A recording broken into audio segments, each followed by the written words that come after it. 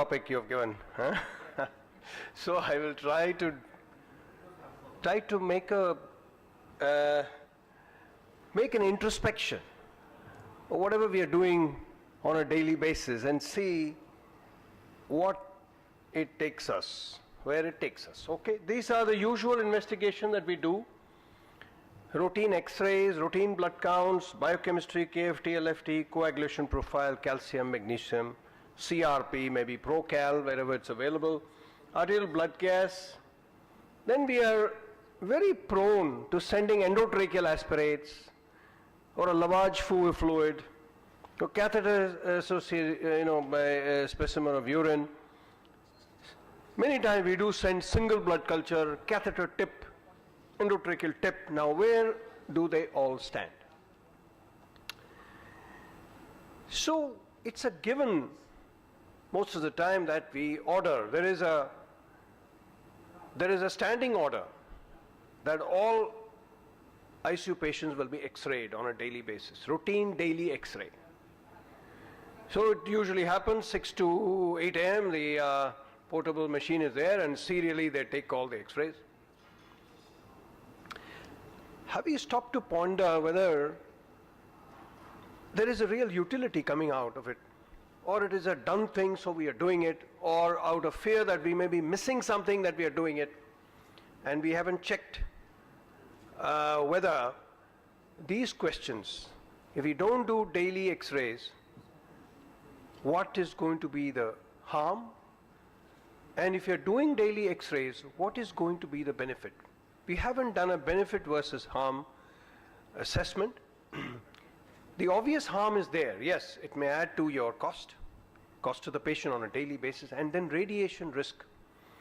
For an individual X-ray, you may not have a big radiation risk, but there's radiation risk not only to the patient but everybody around also. And you're doing it repeatedly for days on end and for all the patients. We have not got a study which has properly assessed the radiation risk. Now look at this study, the clinical value of daily routine chest X-rays in a mixed medical surgical population. So 2,457 daily routine X-rays evaluated, 754 consecutive ICU patients. This is in a Dutch hospital. In only 14.3% of patients, or 5.8% of evaluations, there were unexpected new findings. Now what are the unexpected new findings? A large atelectasis, a large pleural effusion, a large more than 2 lobe pneumonia, or a severe pulmonary edema, or a dislodgement of an endotracheal tube, or an endotracheal tube within 1 centimeter of the carina, displacement. Now these are what is the information you've got which is translated into some meaningful decision for the patient? Only half of these, that is only 2.5% of all these studies resulted in an action, right?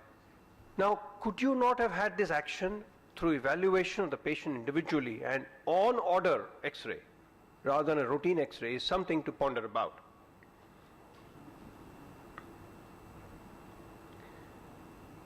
This meta-analysis of all the literature available on the subject yielded 3 RCTs, 6 before and after studies of restrictive versus daily routine X-rays. Restrictive means on order. No harm was detected in restrictive arm in terms of mortality, ICU days, or mechanical ventilator days. Of course, the numbers are too small, populations are too heterogeneous, but then there is a potential benefit, and possibly there isn't the harm that we always fear that will exist if we didn't do daily X-rays. What happens to routine blood tests?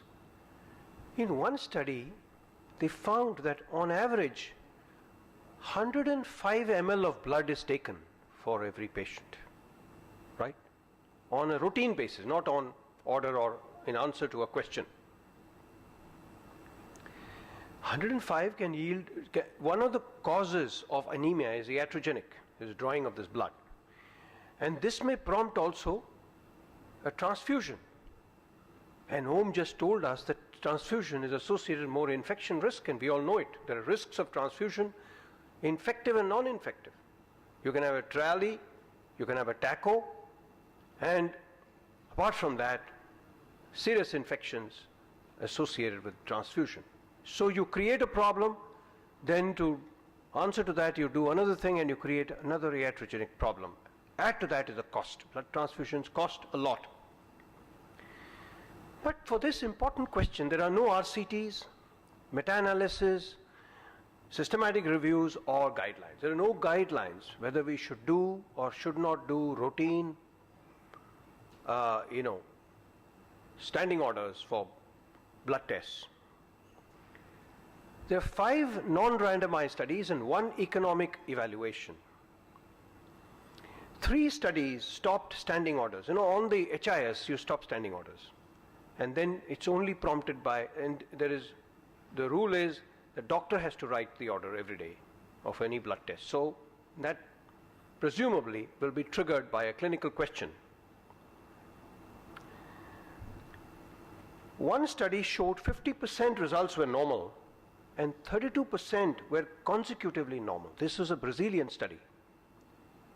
In spite of something being normal, we repeat the test again tomorrow, right? So such instances happen in 1/3. They're consecutively normal. So we have to look back and see whether we are doing the same. My HbTLC, DLC is normal, but I repeat it, and one day out of 10, it was 10,000 before, and next day it is 13,000, and you tend to react to that by writing another antibiotic or escalating the antibiotic.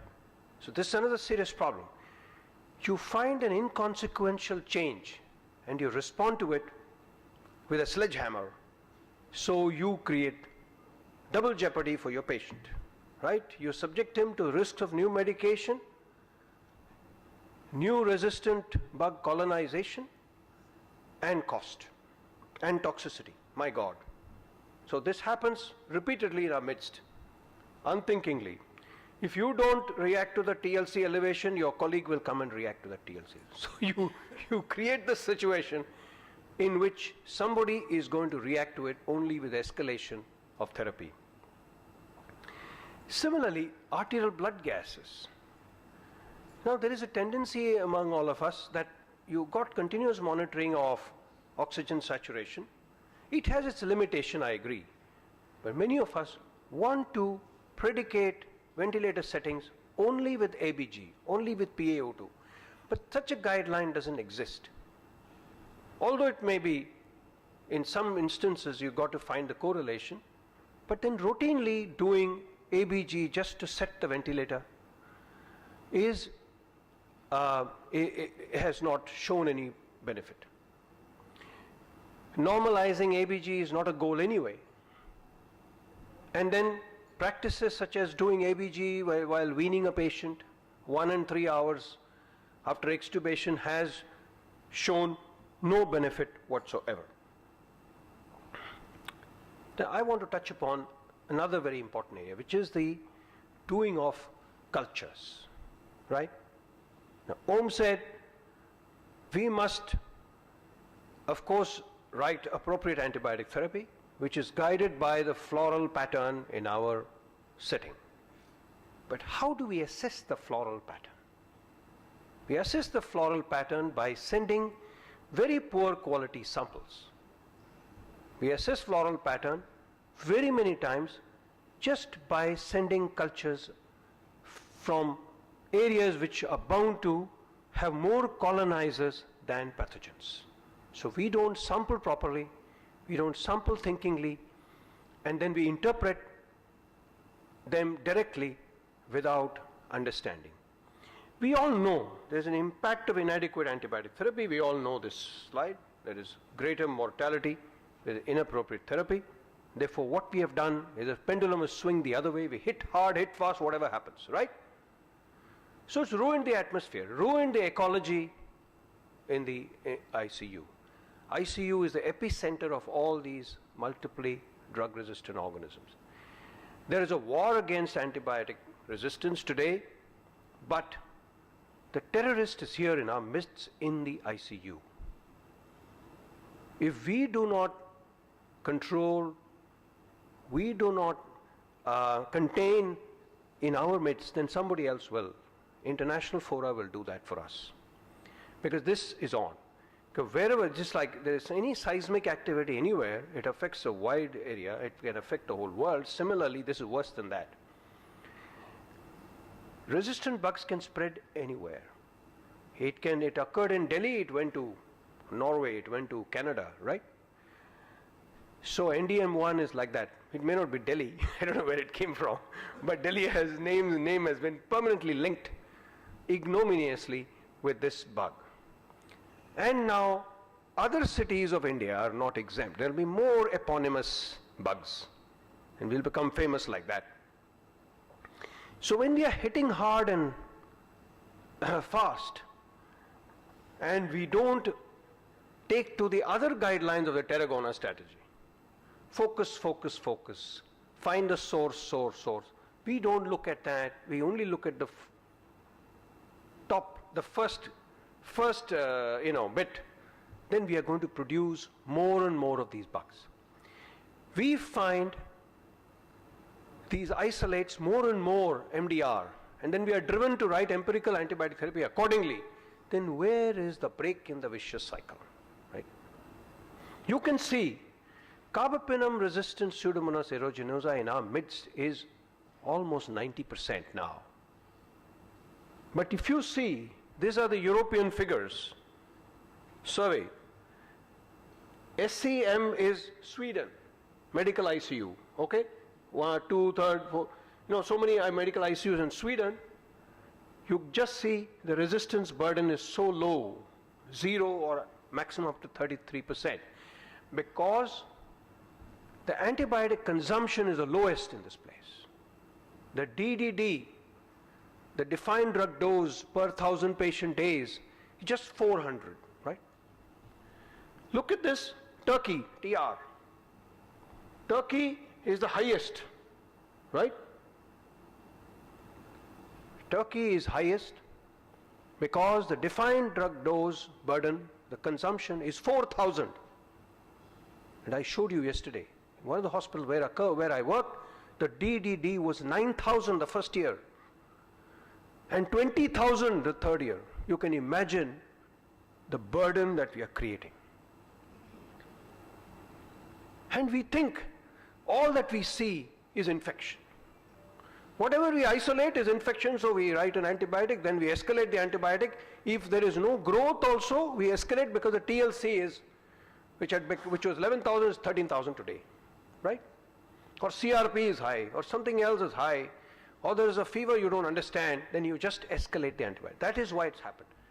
But if we take one hard look at what we are doing, as I mentioned yesterday, this is the paper. Antibiotic management of suspected nosocomial ICU acquired infection. Whatever you're labeled as nosocomial infection, NI, if you subject it to independent adjudication, whether it fulfills the criteria of NI or not, whether VAP or not, whether CRBSI or not, whether CSU or not, or skin infection or not, there is independent adjudication. Only 1/4 were confirmed to be having NI. So 4 times more we give antibiotic than is necessary, and what is happening in India I do not know, because our antibiotic consumption is way too high, higher than anywhere else in the world, and that is why the Acinetobacter, Pseudomonas, carbapenem resistance is more than 90% today in many of the places. Whereas it is 5 to 7% in Europe, I'm telling you, where the consumption is very low, it's 5 to 7. So when we use procalcitonin, why are we using procalcitonin? We use procalcitonin to diagnose infection, to diagnose sepsis, which is so strange. Fellow is in septic shock, you know there is a pneumonia, yet you send a procal. But this is not the approved use of procal. The approved use of Procal today is what? Is to minimize antibiotics. Minimize antibiotic duration, because these are three ways in which you can reduce antibiotic burden. It is the what antibiotics you start to begin with, how broad spectrum, whether you're using combination or not. And number two is whether your PK/PD is right or not. And number three is the duration. But we are not using Procal to reduce antibiotic. I have not seen anybody do that. But this is the approved one. After the pro-hosp randomized control, because we always have this fear, if I stop the antibiotic, then the patient will be harmed, or the infection will come back, or the patient is being put at risk. But this risk, fear of risking the patient's outcome is not substantiated by these studies. Pro-hosp trial showed that you reduce the duration if you direct your antibiotic therapy and stoppage with procalcitonin, then you reduce the antibiotic duration by 2 days.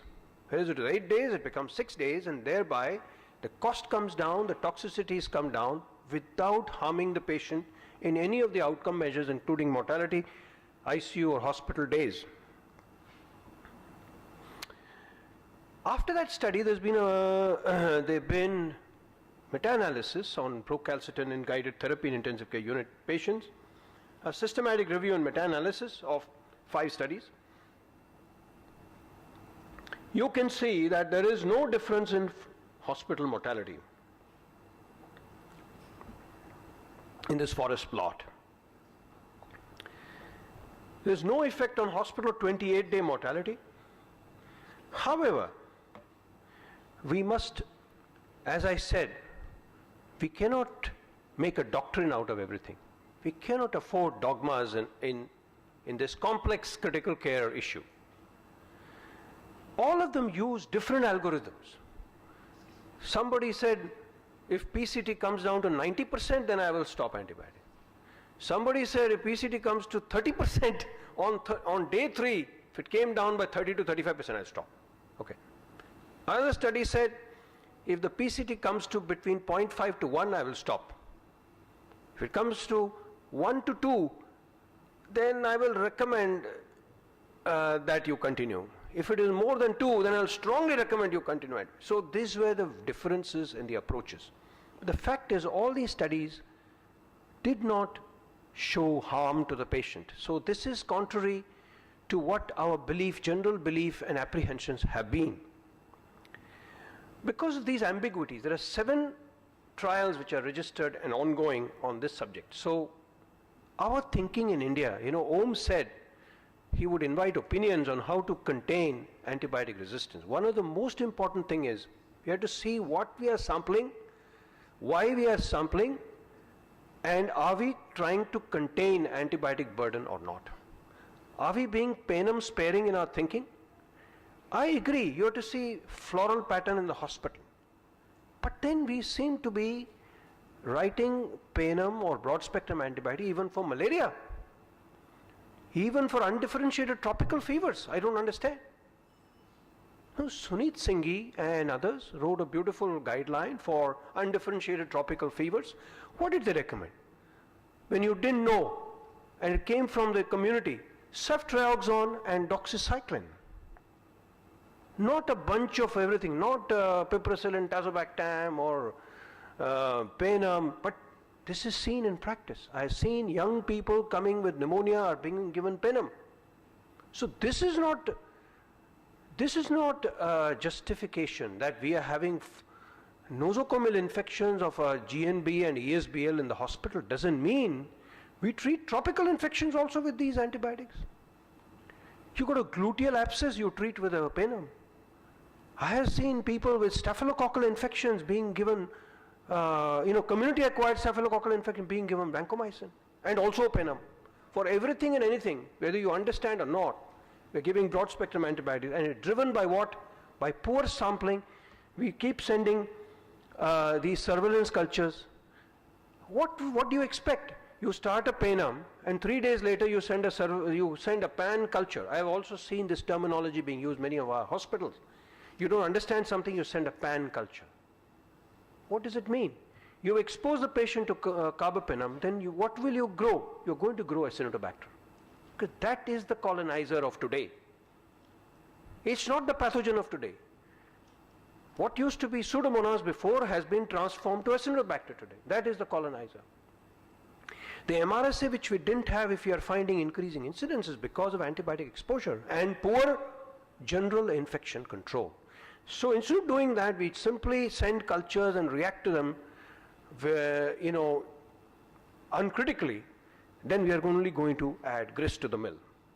So routine use of surveillance cultures is of doubtful value. Yesterday I showed that for contact screening and for isolation, you can use, I need 2 more minutes. I've got a very strong point to make. Yeah. So, the